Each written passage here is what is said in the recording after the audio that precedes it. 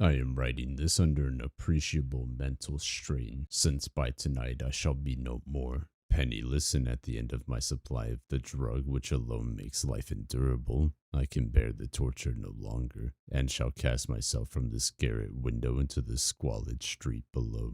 Do not think from my slavery to morphine that I am a weakling or a degenerate. When you have read these hastily scrawled pages, you may guess, though never fully realize, why it is I must have forgetfulness or death. Lovecraft is famous in large parts due to the monsters and creatures, gods, and what have you that he's able to describe within the pages of his stories. Most sane people wouldn't be able to conceptualize these creatures, much less be able to write them down within the pages of a novel. And yet, despite the fact that H.P. Lovecraft will describe some of these creatures as indescribable, that hasn't stopped him from putting into words what these monsters would look like. And in the same vein, it also hasn't stopped the countless number of creative people who are probably otherwise less sane than most from trying to create images depicting the creatures that Lovecraft describes. One of my personal favorite creature descriptions that Lovecraft gives is of the Shoggoth in At the Mountains of Madness. Unfortunately for me, in the book that I've been reading Lovecraft stories out of, this one right here, it only has the first two chapters of At the Mountains of Madness. But regardless, in the story, Lovecraft describes Shoggoths as a indescribable thing, vaster than any subway train, a shapeless congeries of protoplasmic bubbles, faintly self-luminous, and with myriads of temporary eyes forming and unforming, as pustules of greenish light all over the tunnel-filling front that bore down upon us, crushing the frantic penguins and slithering over the glistening floor that it and its kind had swept so evilly free of all litter. And while the descriptions and visual depictions of Lovecraft's work are in their own right horrifying, I would like to argue that this is not the thing that makes Lovecraft's work so terrifying. Going back to Dagon to give an example of what exactly I'm trying to get at when I say this, we can first read about how the narrator describes the appearance of Dagon and how he subsequently goes mad after seeing him. Then suddenly I saw it. With only a slight churning to mask its rise to the surface, the thing slid into view above the dark waters. Vast Polyphemus-like and loathsome, it darted like a stupendous monster of nightmares to the monolith, about which it flung its gigantic scaly arms, the while it bowed its hideous head and gave vent to certain measured sounds. I think I went mad then, of my frantic ascent of the slope and cliff, and of my delirious journey back to the stranded boat.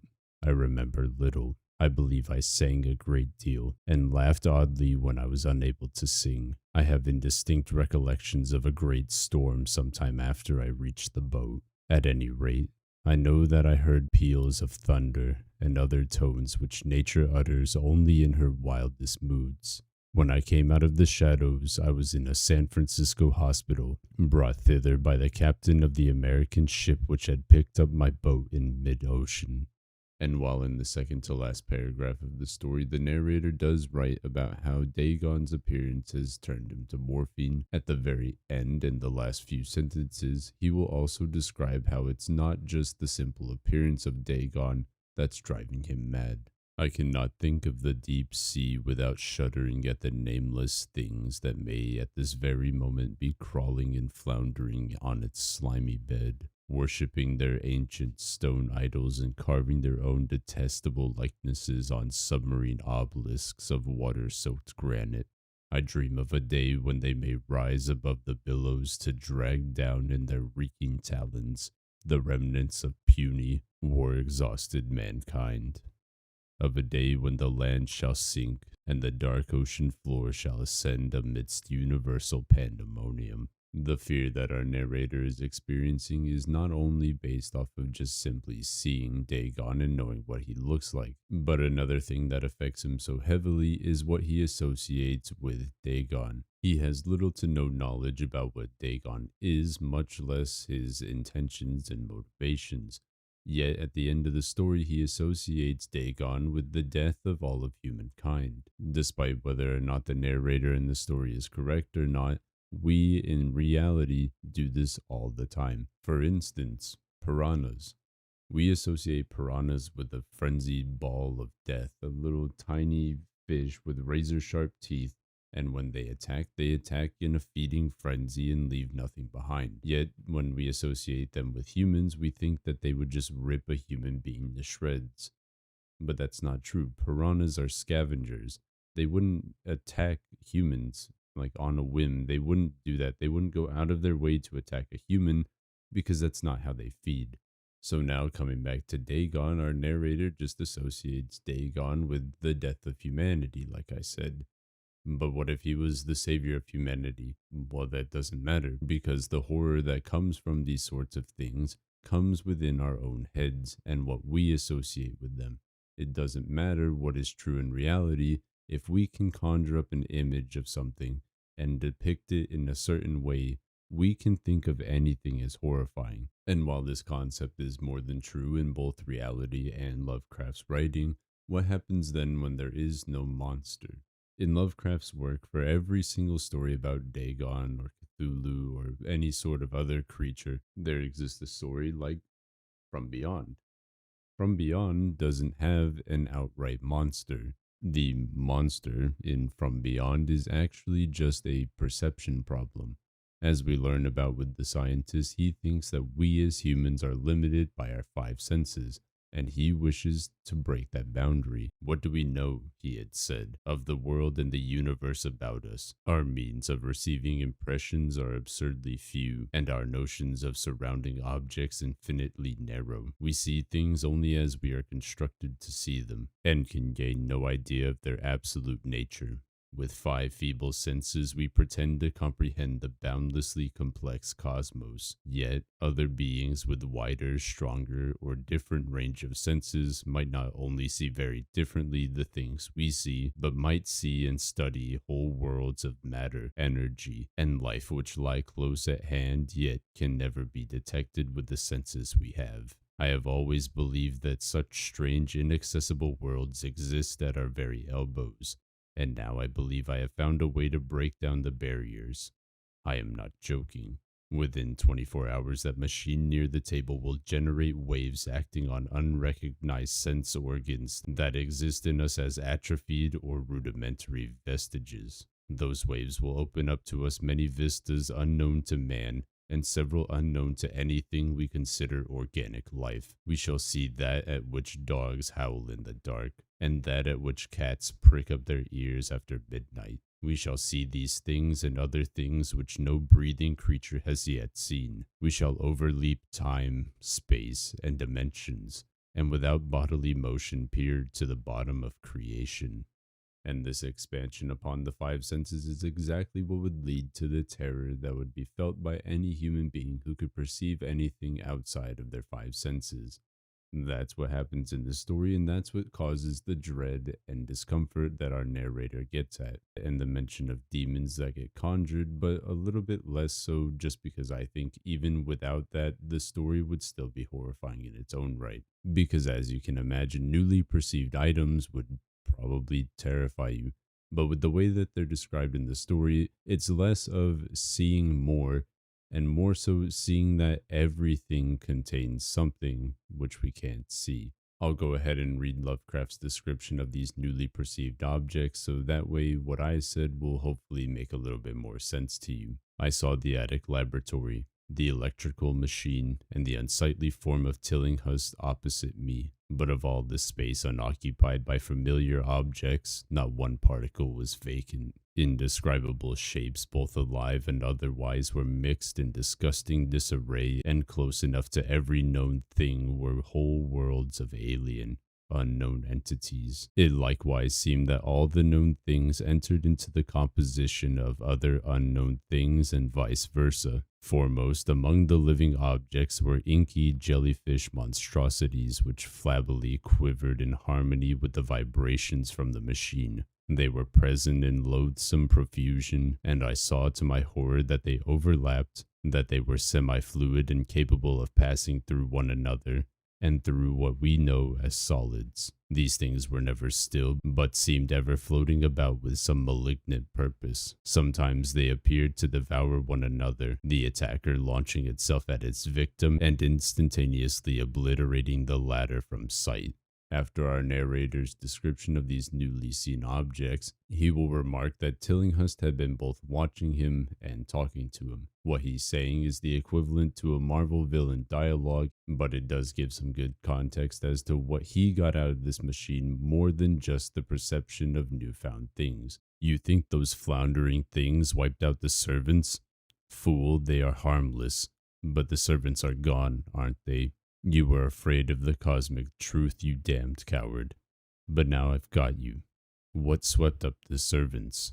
What made them scream so loud? I have struck depths that your little brain can't picture. I have seen beyond the bounds of infinity and drawn down demons from the stars. I have harnessed the shadows that stride from world to world to sow death and madness.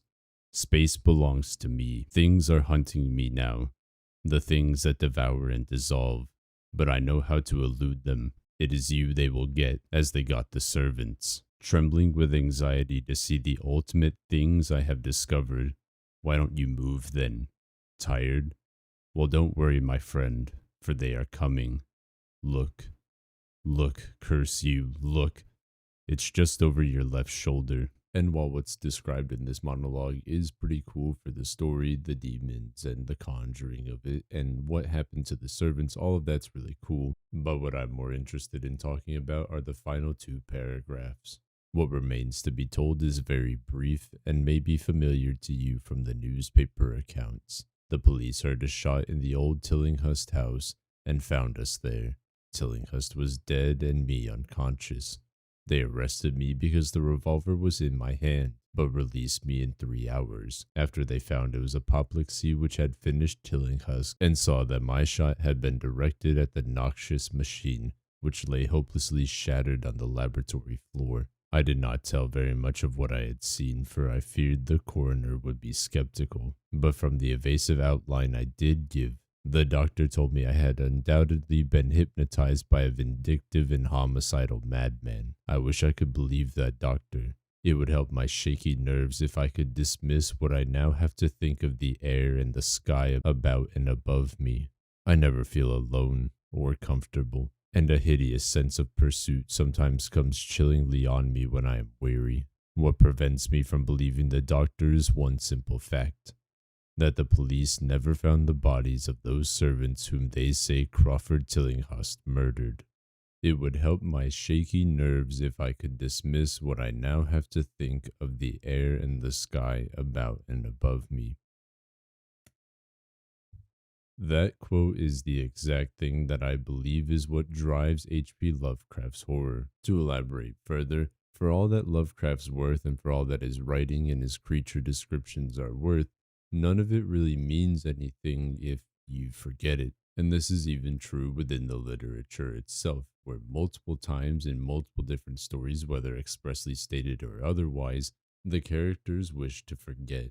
They wish to be blissfully ignorant of the deities that could potentially destroy the universe without a second thought. That's why the narrator in Dagon is addicted to morphine, to help him forget. He also tries to rationalize in his head that it was probably just the product of heat stroke, a hallucination, because he's trying to rationalize the idea of Dagon out of his head. Same here in this story with From Beyond. At the end, he's trying to rationalize that the doctor could be right. He just can't, because they can't find the bodies of all the servants. And in The Call of Cthulhu, in the very first few sentences of the story, Lovecraft puts it perfectly when he says, "The most merciful thing in the world, I think, is the inability of the human mind to correlate all its contents. We live on a placid island of ignorance in the midst of black seas of infinity, and it was not meant that we should voyage far. The sciences, each straining in its own direction, have hitherto harmed us little, but someday the piecing together of disassociated knowledge will open up such terrifying vistas of reality and of our frightful position therein, that we shall either go mad from the revelation or flee from the deadly light into the peace and safety of a new dark age. Forgetting is an act of mercy, at least in this context. But if you take into consideration other things like people who drink to forget their divorced wife or ex girlfriend, they take drugs and alcohol in order to help them forget because they think that forgetting is a merciful act. If they could drown their sorrows in alcohol or forget by rotting their brain with drugs, they'll take that over having to think about what happened, stuff like that. Although really sad, if you apply it to the context of extraterrestrial beings or gods that could destroy the universe because they're indifferent to your suffering, your ordering of important things to think about would probably shift very drastically. If you knew that gods and creatures beyond human comprehension that could destroy the universe if they so chose existed, you would probably think about them more than your ex-wife or that girlfriend who dumped you in high school. But yet people will drink and smoke and inject all sorts of things to forget their ex-wife or their ex-girlfriend. So what then happens when it becomes an existential crisis of a god could destroy the universe because it doesn't care about me? You're probably just killing yourself at that point. I don't know what to tell you. But yet that's kind of the point. Not the killing yourself part. Don't kill yourself. There's nothing that makes that worth it. But the knowledge of these things is the point. So funny personal story that kind of goes along with this. When I was, I want to say between 10 to 12 years old, we shared a house with my cousins.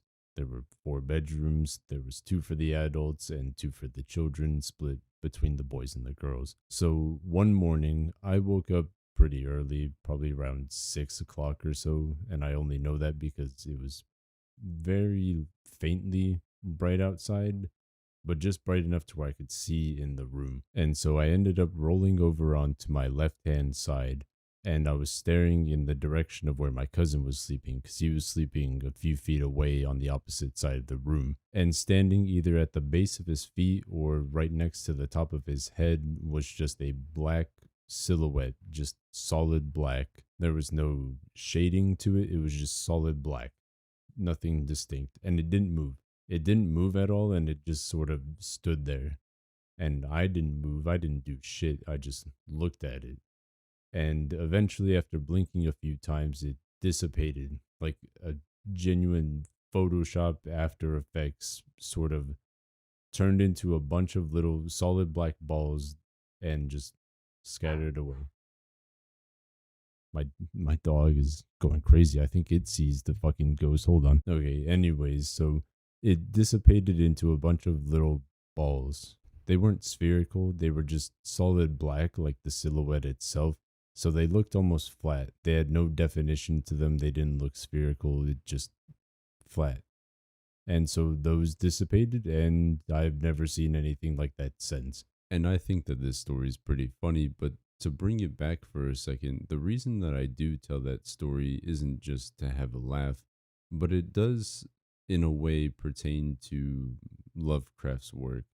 Not exactly the stories themselves, and obviously I'm not over here drinking and trying to forget the ghost. I thought it was cool at the time, ghost in quotations again. But more so I'm talking about when the characters go to seek help. For my story personally, I had a bunch of cousins who were interested in the same things.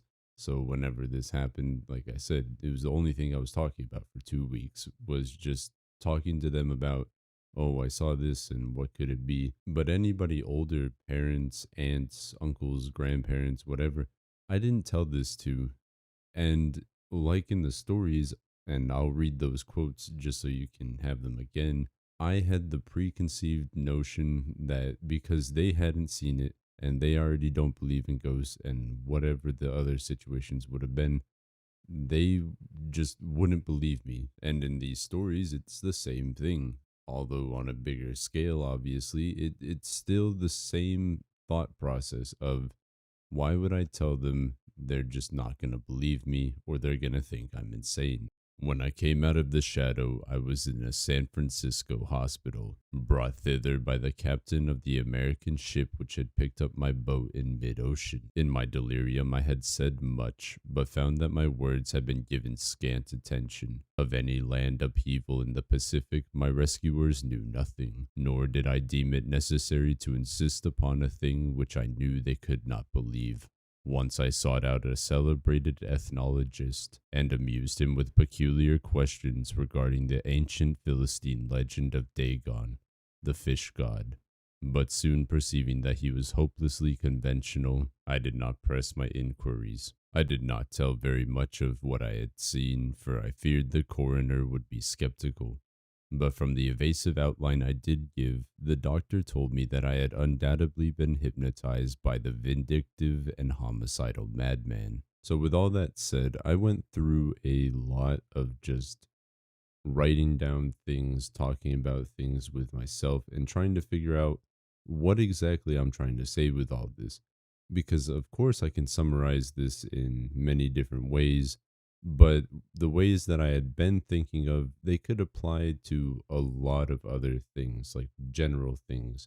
And I didn't want to do that because then that kind of defeats the whole purpose of this video. Obviously, Lovecraft's work is going to be most well known for the cosmic horror and the idea that we're insignificant and that there are beings beyond us. But that's not always the thing that drives it, at least not in my opinion, like with what I was describing with From Beyond, where the big picture of that is now you have the idea that every single piece of air that you can't see is infested with something that's just beyond your senses. That's not exactly an entity that's going to destroy the world. It's just something that now that you think about it, it's probably going to drive you mad with every step that you take. So I thought about this for quite a while.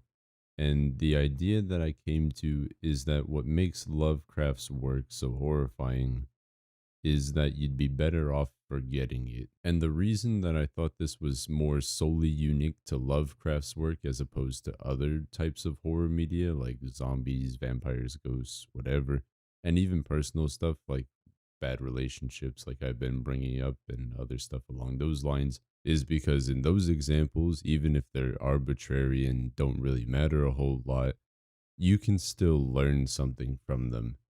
With vampires or zombies or what have you, you can learn how to survive the zombie apocalypse. People think about doomsday prep all the time in terms of zombie apocalypses. Vampires, you can learn how to kill a vampire if you needed to. And same with relationships. You know what to look for in a bad relationship now because you experienced one. At the very least, even if you would rather forget it, there's something that you can hold on to that makes it worth remembering. In Lovecraft's work, of course, we can remember the stories because they're cool. We can remember the monsters because they're also cool and draw them and do depictions of them, what have you. And I'm not saying that all of that is completely unnecessary or should be forgotten, but I'm saying in the sense of a horror perspective, when you think about it, and you think about the fact that there is as much as you can do about the entities in Lovecraft as you could do about the sun exploding tomorrow, you would just be better off forgetting about it.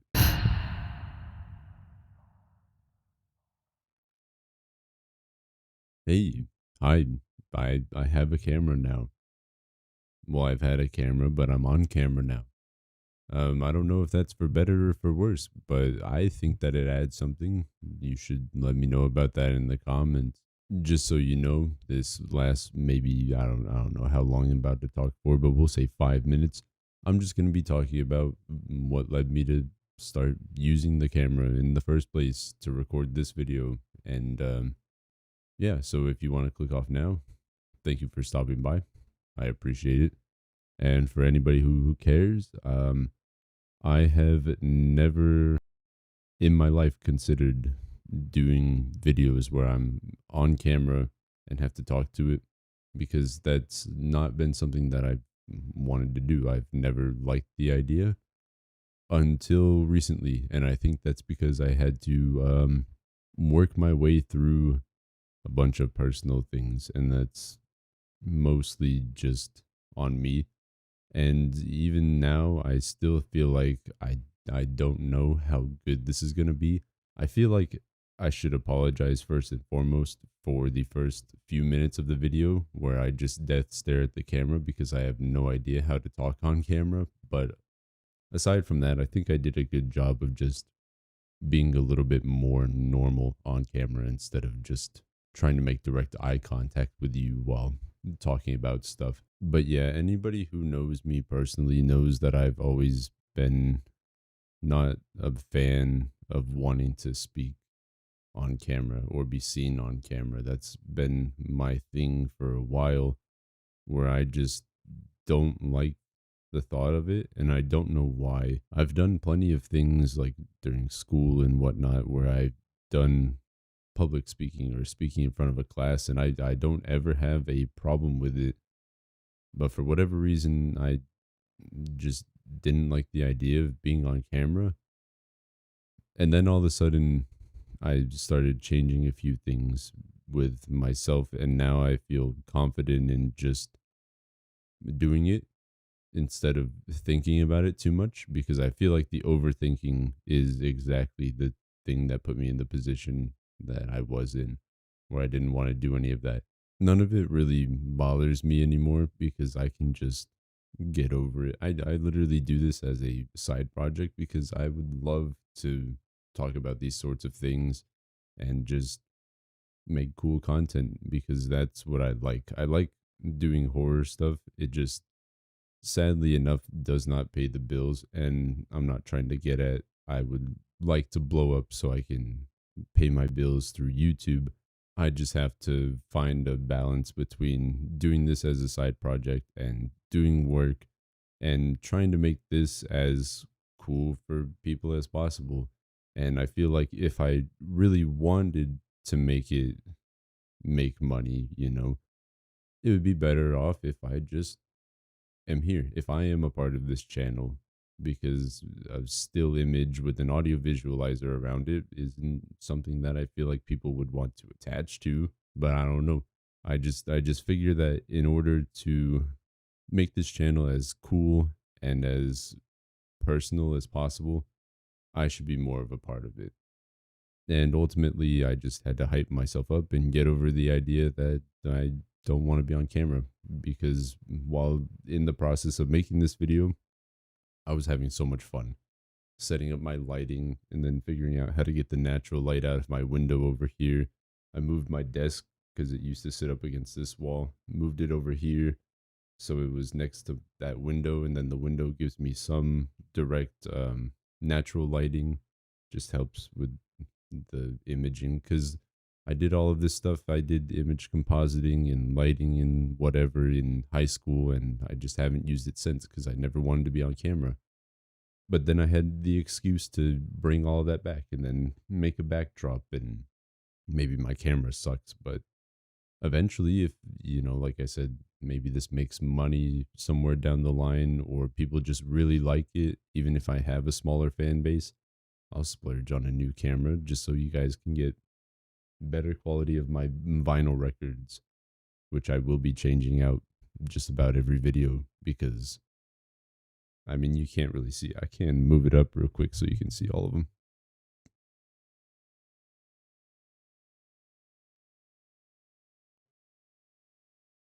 Mostly Disturbed, Avenged Sevenfold, but I have a bunch of vinyls over there, and I'll just change them out, and we'll see how that goes. Hopefully that'll look cool. And I already know that somebody's going to be upset because this is empty, and I'm upset about it too because on camera it annoyed me to no end. But besides the point, I will be probably not doing this for every single video, but I will do it for videos where it's mostly just talking. And yeah, I can't think of any more, but I hope you enjoyed this. I hope you enjoyed the change. If you did, let me know about it in the comments, and I love you all. Good night.